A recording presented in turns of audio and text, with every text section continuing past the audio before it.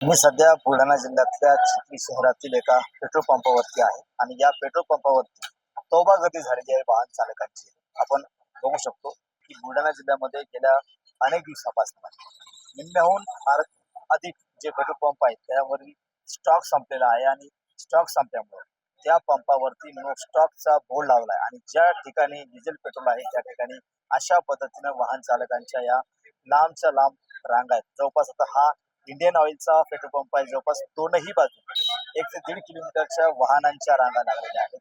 सकाळपासनं त्या ज्या रांगा आहेत वाहन चालकांच्या या पेट्रोल पंपावरती लावलेल्या आहेत. वेळोवेळी गर्दी झाल्यामुळं पेट्रोल पंपावरती मोठे वाद होतात आणि त्यामुळं आता पोलीस सुरक्षेमध्ये पेट्रोल आणि डिझेल या ठिकाणी वाहन चालकांना वाटप होत असल्याचं आपल्याला दिसते.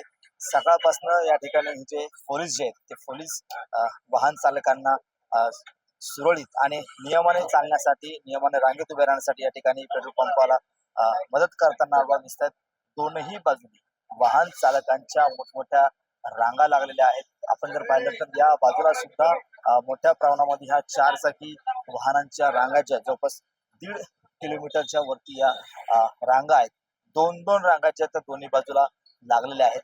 अनेक पंप जे आहेत ते जिल्ह्यातले बंद आहेत. अनेक ठिकाणी डिझेल आहे तर काही ठिकाणी पेट्रोल नाहीये. अशा पद्धतीची परिस्थिती सध्या बुलढाणा जिल्ह्यामध्ये झालेली आहे. ट्रॅक्टर सुद्धा मोठ्या प्रमाणामध्ये या रांगेमध्ये उभे आहेत. सध्या शेतीची कामं सुरू आहेत.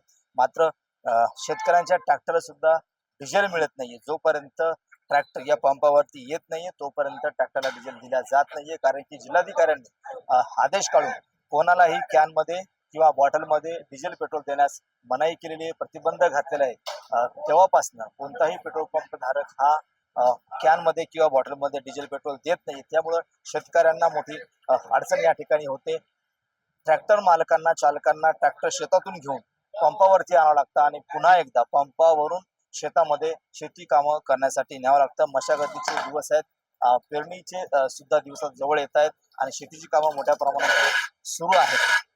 त्यामुळं पेट्रोल पंप चालकांनी कमीत कमी ट्रॅक्टर मालकाला तरी कॅनमध्ये डिझेल द्यावं अशी मागणी वारंवार होताना दिसते. मात्र प्रशासन जे आहे ते त्याकडे दुर्लक्ष करताना दिसते. एकंदरीत पाहिलं तर सध्या नो स्टॉकचा फलक अनेक पंपावरती लावला म्हणजे निम्म्याहून अधिक जे पंप आहेत ते बंद आहेत आणि ज्या पंपावरती डिझेल पेट्रोल उपलब्ध आहे त्या ठिकाणी मोठ्या प्रमाणामध्ये वाहन चालकांची गर्दी झाल्याचं आपल्याला या ठिकाणी दिसते आहे. कॅमेरामन निलेश देशमुखसह गणेश सोळंकी, टीव्ही9 मराठी, चिखली, बुलढाणा.